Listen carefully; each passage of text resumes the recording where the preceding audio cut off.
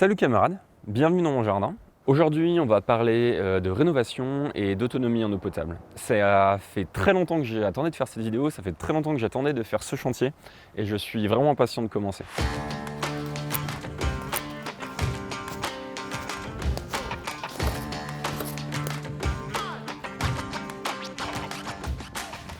Avant de rentrer dans le vif du sujet, si tu n'es pas encore abonné à ma chaîne, évidemment je t'invite à le faire. Je vais également te mettre en description de la vidéo un lien vers un dossier que j'ai rédigé sur la purification d'eau potable.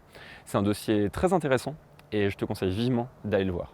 Avant de t'expliquer le chantier d'aujourd'hui, quelques mots sur mon autonomie en eau potable pour que tu comprennes vraiment ce qu'on va faire et les enjeux du chantier. Alors je suis totalement autonome en eau potable, ma maison n'est tout simplement pas raccordée au réseau d'eau communal. Donc tout mon autonomie en eau dépend de la cuve que tu vois derrière et c'est sur elle qu'on va travailler aujourd'hui. J'utilise un système qui est assez simple et qui peut être adapté n'importe où.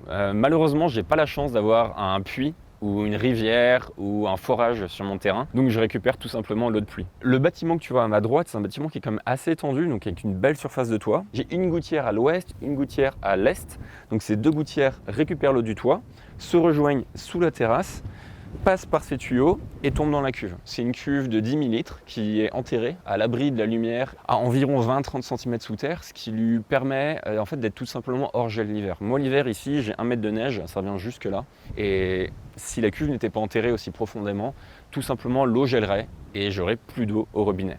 Une fois que cette eau est ici, j'ai un surpresseur à l'intérieur de mon habitation qui récupère l'eau et qui la redistribue à tous les endroits où j'ai besoin d'eau, comme une maison classique. Donc quand j'ouvre mon robinet, j'ai de l'eau qui coule, quand je prends de la douche, j'ai de l'eau qui coule aussi. Et quelqu'un qui vient, qui ne sait pas que je suis autonome en eau potable, ne se rend pas compte et a l'impression que je suis raccordé au réseau d'eau communal comme tout le monde. Donc c'est un système qui fonctionne très bien, j'ai jamais vraiment eu de problème jusqu'à présent. Par contre, c'est un système qu'il faut entretenir. Et cet entretien, il n'a pas été fait depuis au moins 15 ans. Ce qui fait qu'il y a quand même pas mal de problèmes. C'est une cuve en pierre de taille, c'est vraiment très beau à l'intérieur, ça a au moins une centaine d'années. Mais pour avoir une bonne étanchéité, il faut de l'enduit. Et cet enduit commence à se fissurer, commence à se craqueler, ce qui fait que la cuve n'est pas vraiment étanche. Il y a ce tronc d'arbre que tu vois ici, c'est un arbre que j'ai coupé il y a 2 semaines, 3 semaines. Et le problème de cet arbre, c'est que les racines passer derrière l'enduit, commence à craquer l'enduit de ce côté-là et tomber directement dans la cuve. Donc j'ai dû couper cet arbre, c'est pour ça que tu vois le bordel derrière moi. D'habitude j'aime quand c'est bien rangé, là j'ai pas encore eu le temps. Ensuite, il n'y a pas de filtre, c'est-à-dire que l'eau de pluie qui tombe sur le toit arrive directement dans la cuve, ce qui est clairement un problème. J'ai des feuilles, des épines de sapin qui passent, je ne sais quoi, et le problème c'est que tout se retrouve dedans. Et après 15 ans sans entretien, j'ai à peu près ça de matière végétale en moitié en décomposition au fond de ma cuve. Alors ça pourrait paraître un peu dégueulasse comme ça, mais vu que c'est une cuve qui est à l'abri de l'obscurité, il n'y a pas vraiment de bactéries qui se développent, ça moisit pas vraiment, en fait ça stagne. L'eau que je tire, généralement, elle est parfaitement claire, il n'y a aucun souci. Alors pour la boire évidemment je la filtre avec mon berquet, mais pour ma douche, ça part directement comme ça dans ma douche. Et cet été avec la sécheresse, le niveau est vraiment descendu, ce qui fait que mon surpresseur a récupéré l'eau dans les dernières couches de la cuve. Et l'eau qui arrive dans le bain de mon fils de 7 mois était un peu marron. Et ma femme et moi, on n'était pas très confiants quand même. Donc on a décidé de tout nettoyer avant l'hiver, de faire un gros chantier. Et puis ensuite d'être tranquille. L'idée c'est d'être tranquille pendant 5-10 ans après. Le chantier va se dérouler en 3 étapes. La première étape, c'est ici. Je ne sais pas si tu le vois à la caméra, mais j'ai enlevé les dalles de ma terrasse. J'ai creusé pour atteindre les tuyaux qui alimentent la cuve. Comme tu peux le voir, c'est assez caillouteux à la montagne. J'ai pas mal galéré, mais bon, ça y est, c'est fait. L'idée ici, c'est de rajouter un système de filtration avant que l'eau arrive dans la cuve. Donc c'est de retirer tous les débris végétaux, en tout cas la grande majorité des débris végétaux. Concrètement, je vais faire un coffrage en béton autour de ces tuyaux. Une fois que le coffrage sera fait, je vais couper les tuyaux et ensuite je rajouterai au moins 3 grilles de filtration avec des maillages de grossier jusqu'à très fin. La deuxième étape, c'est ici dans la cuve. Donc là, l'idée, ça va être de la nettoyer dans un premier temps au Karcher pour enlever le maximum d'enduit. Donc l'enduit qui de toute façon était en train de tomber ou qui allait prochainement tomber. Racler le fond de la cuve pour vraiment tout nettoyer. Et ensuite, dans un second temps, une fois que la cuve est nettoyée, passer une couche d'enduit propre sur le fond, sur les murs et sur le plafond. Une fois que ce sera fait, j'aurai un système de filtration, donc de l'eau à peu près propre qui tombera dans la cuve et la cuve sera étanche. Ce qui me permettra de pouvoir réellement compter sur sa capacité maximale de 10 000 litres tout au long de l'hiver. Jusqu'à présent, je pense que j'étais plus autour de 7 000. Au-dessus de 7 000 litres, Ça partait dans des fissures, ça se déversait un petit peu autour, c'était pas vraiment efficace. Et comme la famille s'agrandit, bah forcément, j'ai une consommation d'eau qui est de plus en plus importante. Alors, petit disclaimer, avant de continuer, je ne suis pas du bâtiment, je ne suis pas maçon, je ne suis pas expert en citerne, je ne suis pas non plus expert en récupération d'eau de pluie, donc la vidéo c'est plus pour te montrer en fait ce que je fais au quotidien, ce que je filme pas d'habitude, mais c'est pas un tutoriel. Je pense que si quelqu'un du bâtiment voit ça, il y a 2-3 endroits où il risque de tiquer, mais c'est pas grave, je ne suis pas un pro, je prétends pas l'être, mon but c'est de me faire plaisir en améliorant mon autonomie. Viens avec moi, je te montrerai comment je fais. Alors c'est assez étroit, il faut bien serrer à l'échelle, sinon ça fonctionne pas. Ouais, il faut encore bien retirer 20 cm. Hein. En gros là l'idée c'est d'enlever tout ce qui risque de tomber et surtout tout ce qui a été bouffé par les racines. Tu vois là c'est sain, ah non c'est même pas sain, alors c'est vraiment tout pourri. Voilà. Voilà, et ça on va combler les trous avant de remettre l'enduit. Voilà, et ça, tout ça c'était le sapin. C'est pour ça que je l'ai abattu. C'est de l'ancien enduit tout ça? Tout ça c'est l'ancien enduit. Mais il y a des endroits ça fonctionne très bien. Hein. Sauf que là ça s'est fait bouffer par le sapin. Là c'est vraiment la zone où il y a eu le plus de racines. Dans le reste de la cuve il y a beaucoup moins. Donc dans le reste de la cuve l'idée c'est plus, je regarde si ça se décolle. Voilà, ça se décolle un peu. Mais je ne vais pas trop insister. Voilà, je vais m'arrêter là, ici, et je vais remettre une couche d'enduit par-dessus, ça suffira.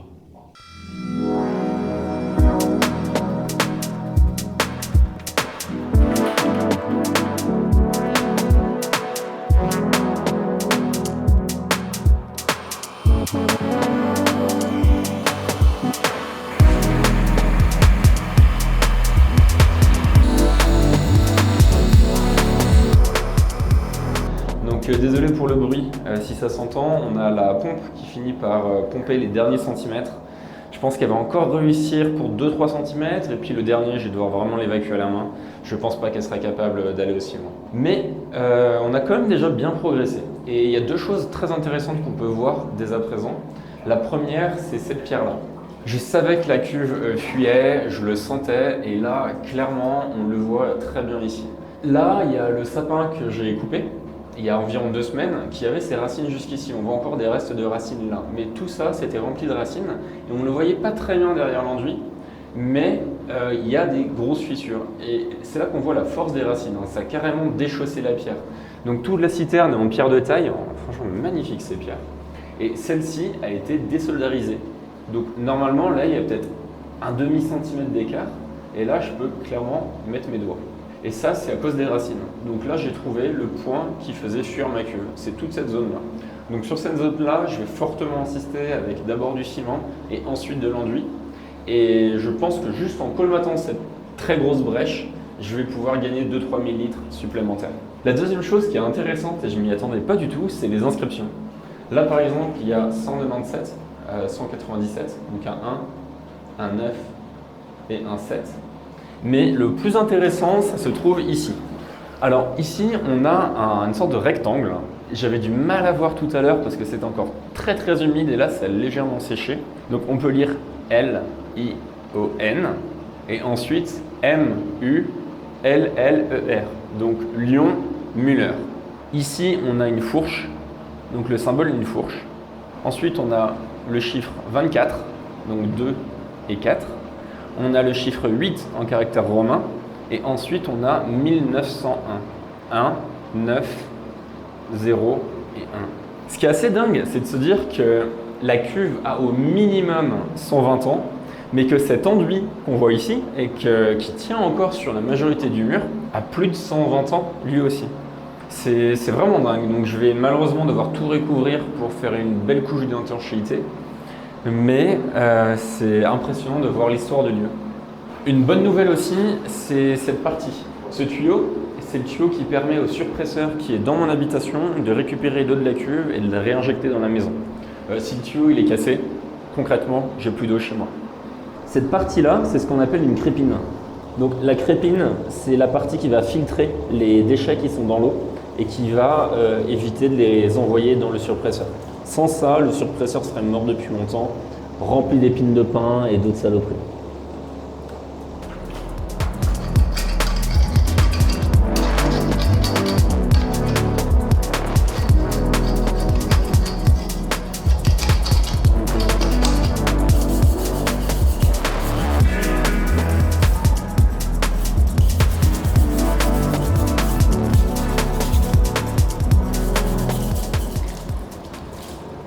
Et tout de suite, il y a le métal qui réapparaît. Donc ça, c'est la bonne nouvelle. Ça m'évite de réinstaller un nouveau tuyau et de faire de la soudure à l'intérieur. L'une des dernières choses à faire, ça va être de voir l'étanchéité de l'enduit.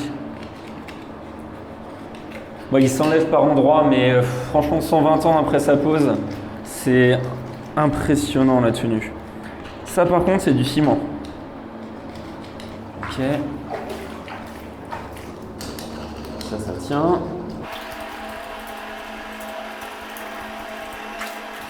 Ok. Ça tient. Il y a une petite faiblesse.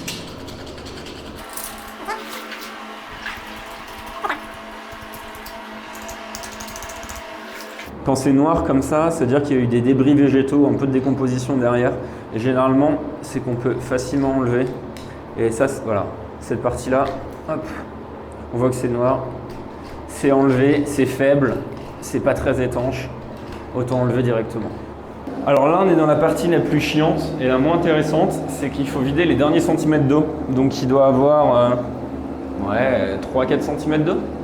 Et ça va être les plus durs à vider. Là, on atteint la limite de la pompe. Normalement, il faut que la pompe soit immergée à peu près jusque là pour qu'elle fonctionne correctement. Et là, déjà, elle est en train de surchauffer sur certaines parties, là notamment. Donc on va l'arroser de temps en temps, essayer de gratter le maximum. Une fois qu'on aura vraiment atteint les limites de la pompe, on va prendre la pompe, la mettre dans le seau ici et remplir le seau avec le seau qui est ici et l'arrosoir qui est juste derrière. Et ça va nous permettre d'évacuer le maximum. Et puis à la fin, on va vraiment récupérer les derniers détritus qui sont au fond, tout nettoyer. Et puis une fois que ce sera propre, on pourra faire l'enduit.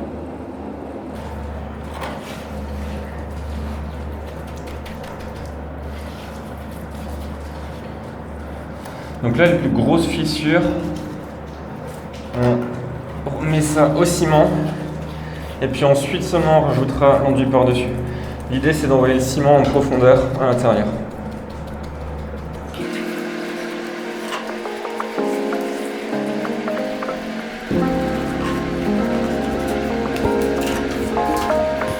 Petit point sur la journée d'hier, on s'est fait surprendre par la pluie.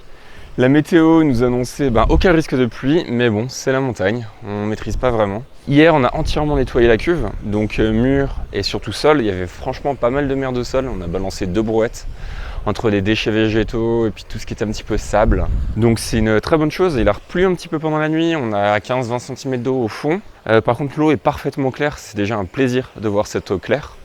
Donc là, on est en train de l'évacuer avec une pompe. On a une pompe qui fonctionne plutôt bien, je suis agréablement surpris. J'en ai également profité pour mettre du ciment sur certaines parties de la cuve qui étaient particulièrement abîmées. Il y avait notamment 2 pierres, mais vraiment des pierres de taille comme ça, qui ont bougé à cause des racines. Donc elles ont légèrement pivoté de 2-3 cm, mais ça a créé des énormes brèches à l'intérieur. J'ai vu quelques racines sortir, mais je pensais pas que c'était à ce point, donc j'ai beaucoup gratté. On a remis du ciment hier, donc maintenant ça y est, c'est colmaté et on va pouvoir mettre l'enduit du coup dans de bonnes conditions. J'ai préparé l'enduit et le temps que le fond se vide, on va déjà pouvoir commencer à mettre l'enduit sur le haut. Et puis c'est parti! Donc on va mettre une première couche et une deuxième couche. Et les deux doivent faire 2 cm. Donc je vais d'abord faire un tour partout et je vais ensuite rajouter directement dessus. Et je vais en profiter pour faire le haut qui n'avait jamais été fait.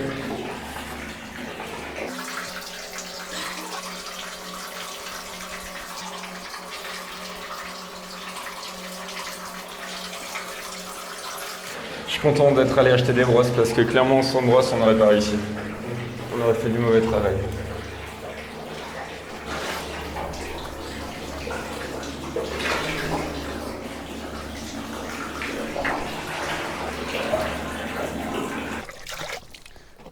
On a fini la première couche d'enduit à l'intérieur de la cuve. Normalement, c'est un minimum de 2 couches. Donc l'idée, c'est de laisser sécher au moins quelques heures pour remettre la deuxième. C'est un enduit un peu spécial qui nécessite que le premier soit encore humide pour remettre la deuxième. Donc j'aimerais bien réussir à tout finir dans la journée, surtout que je viens de checker la météo. Normalement, il ne pleut pas pendant 4 jours, ce qui serait parfait, ce qui laisserait le temps à l'enduit de parfaitement sécher avant de remettre la cuve en eau. Pendant ce temps, ce qu'on va faire, en attendant que du coup la première couche sèche suffisamment, on va s'occuper de cette partie, on va faire le coffrage pour la mise en place du filtre. Donc on va nettoyer ça à coups de burin.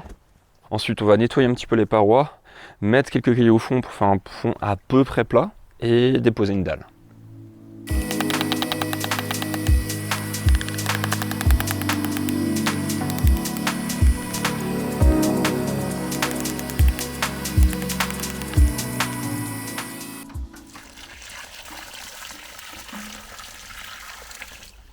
Et on va le faire directement dans la brouette. Comme ça, une fois qu'il sera prêt, on va tout simplement le mettre dedans. Il y a 4 très grosses pierres au fond du trou. Et je ne vais pas m'amuser à les enlever, ça va me prendre des heures, donc elles vont être incluses dans la dalle. J'ai versé de l'eau pour les nettoyer pour que ça adhère bien au ciment. S'il y a 1 centimètre de terre au-dessus, ça adhérera pas du tout et la dalle ne sera pas du tout étanche.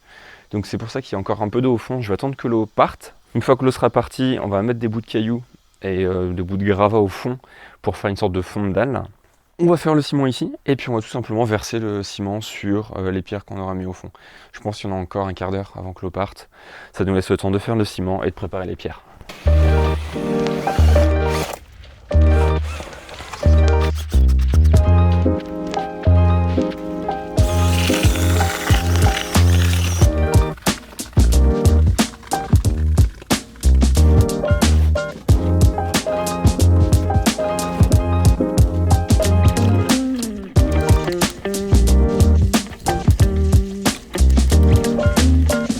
Ok, on est bon.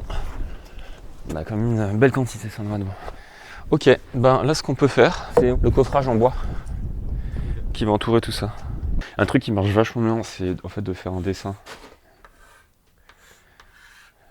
Donc on a dit 65 sur 65. Donc 65, 65. Vu que c'est un carré, du coup, hop, on est bon. Donc il faut qu'on trouve 2 planches de 65 et on n'a pas mesuré la hauteur. Et du coup, 2 planches de 65, idéalement des planches pleines, sinon pas de soucis, on se démerde. Et puis pour le bord, là, ça va être très bordélique, donc on fait d'abord ces 2 parties-là. Et puis ensuite, on fera l'intérieur. Ça roule. Donc là, on va aller jusque là. Il faut aller quasiment jusqu'au rebord. De toute façon, les boîtes vont être un peu trop, donc 60, ouais. C'est sur 60. Là on a 80, donc on a largement assez. Et en hauteur, on voulait 60 si je dis pas de bêtises. Et ouais, on n'y est pas encore, presque. Il va falloir bricoler tout ça. Ouais. J'ai aucune idée de ce à quoi ça servait, j'ai récupéré ça à la décharge. Donc, on va faire les trucs propres, donc on va couper comme ça, et puis ensuite comme ça. On a besoin, on s'était dit 65 de longueur. Donc, 5 ici. 65 là. Bon, c'est du coffrage, hein, c'est pas de la précision, donc il n'y a pas besoin d'être au millimètre près. Ok, et puis on va couper, on va faire exactement pareil pour les 4.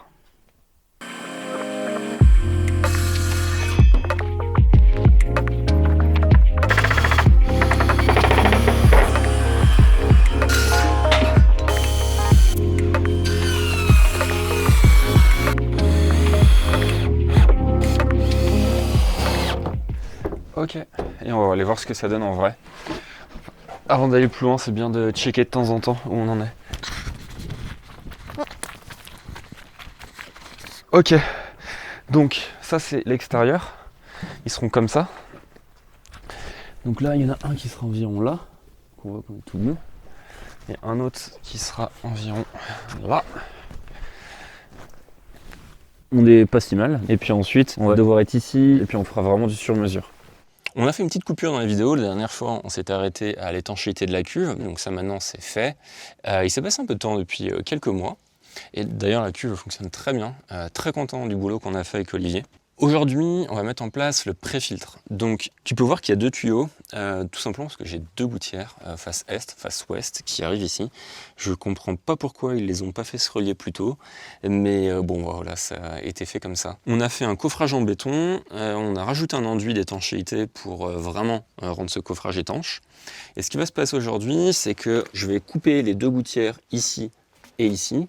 Je suis pas encore sûr de moi, donc je vais progresser étape par étape. Dans un premier temps, je vais boucher la gouttière du bas et ne laisser que la gouttière du haut ouverte. L'idée, c'est que les sédiments restent au fond et qu'on mette un filtre ici pour tout ce qui flotte, comme les feuilles par exemple. Mais je garde la possibilité, si je vois que mon système ne fonctionne pas, donc s'il y a une stagnation d'eau trop importante ici, que ça pose problème, par exemple en termes de moustiques, de condamner la gouttière du haut et de mettre le filtre sur la gouttière du bas. En faisant ça, il y aura, on va dire, une capacité de rétention des sédiments qui sera moindre, mais il y aura aussi beaucoup moins d'eau stagnante. Donc on va essayer comme ça, et si je vois qu'au bout de quelques mois, quelques années, ça fonctionne pas bien, j'aurai toujours la possibilité de faire autrement. Allez, donc pour couper, je pense que je vais commencer à la meule, je vais faire en tout cas le haut à la meule, et je vais finir à la scie. En tout cas, c'est l'idée. Tu veux pas prendre mes lunettes? Ah ouais, t'as raison. Hop.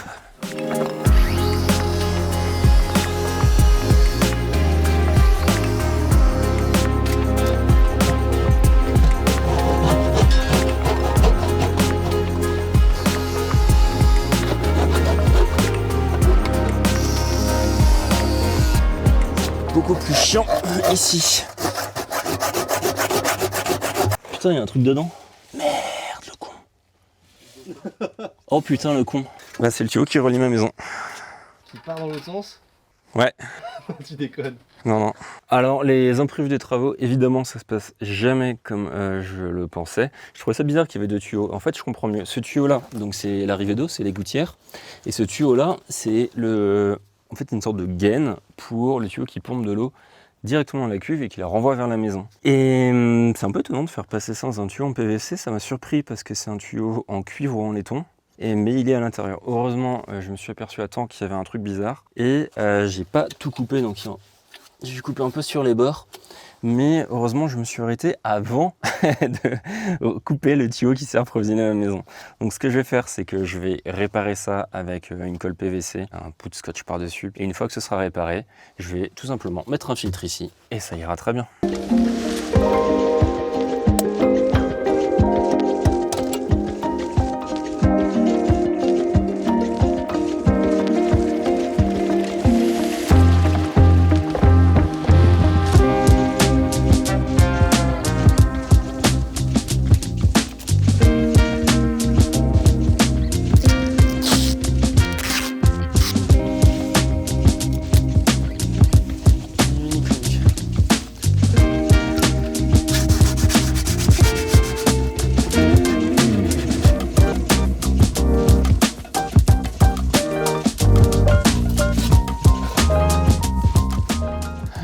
Tu veux me passer le tuyau qui est à côté de toi?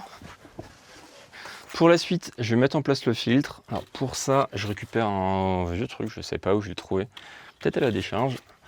Toujours utile. Je vais mettre une partie qui vient là, une partie qui vient là. Je vais récupérer l'autre moitié, je vais croiser le filtre. Et puis ça ira très bien comme ça.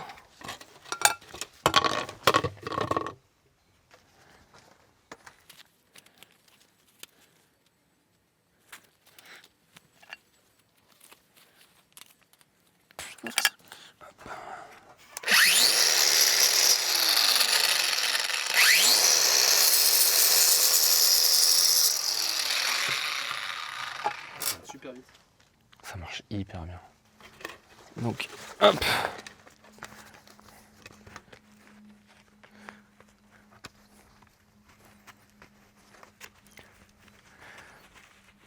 Hop. Est-ce que pas d'embrouiller? Non, c'est inoxydable. Enfin, je pense.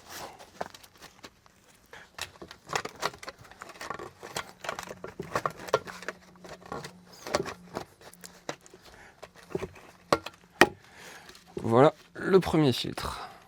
Et le deuxième, on va tout simplement croiser. Donc ici, jusque là environ.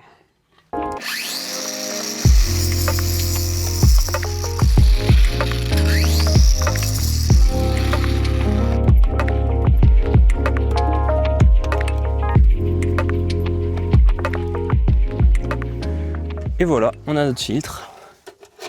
Et il se fixe parfaitement. L'intérêt d'avoir un bon gabarit, je vais juste... à coup de marteau, je vais faire en sorte qu'il aille vraiment parfaitement.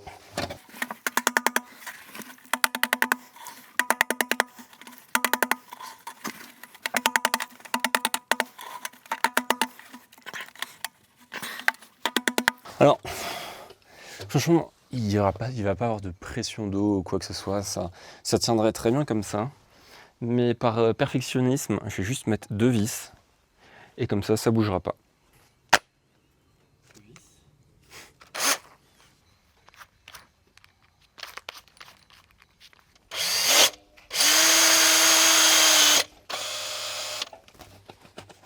Et voilà, là on est bon. Aucun risque que ça bouge, ça filtrera tout ce qui est feuilles. Et voici pour le système de filtration. On va voir ce que ça donne dans quelques mois. Mais je suis assez confiant. Donc avec ça, je vais remettre les dalles et j'aurai totalement fini les rénovations de mon système de stockage et de filtration d'eau de pluie. Et je pense que là, je suis tranquille, facilement 4-5 ans. Si l'autonomie en eau t'intéresse, j'ai rédigé un dossier spécial sur le sujet. Tu vas tout retrouver, notamment les plans de cette installation et les plans de mon système d'autonomie en eau au potager. Donc comme ça, tu as 2 types de plans différents et pour chaque plan, je te parle de différentes possibilités en fonction de ta situation personnelle. Donc tu as uniquement à regarder les plans, à prendre l'option qui t'intéresse et à l'appliquer chez toi. Pour recevoir le dossier PDF, rien de compliqué, tu vas sur la description de la vidéo, tu cliques sur le lien, tu indiques ton adresse email et tu le recevras directement dans ta boîte de réception. C'est la première fois que je fais une vidéo sur un de mes bricolages, tout simplement parce que d'habitude c'est un peu mon moment repos, je mets un podcast et je fonce. C'est la première fois que je mets une caméra là-dedans. Si ça t'intéresse, indique-le moi en commentaire et puis j'ai plein de projets en cours, donc c'est pas les sujets qui manquent. À bientôt camarades. Et voilà. Mon fils adore cette dalle. Il peut passer 10 minutes à faire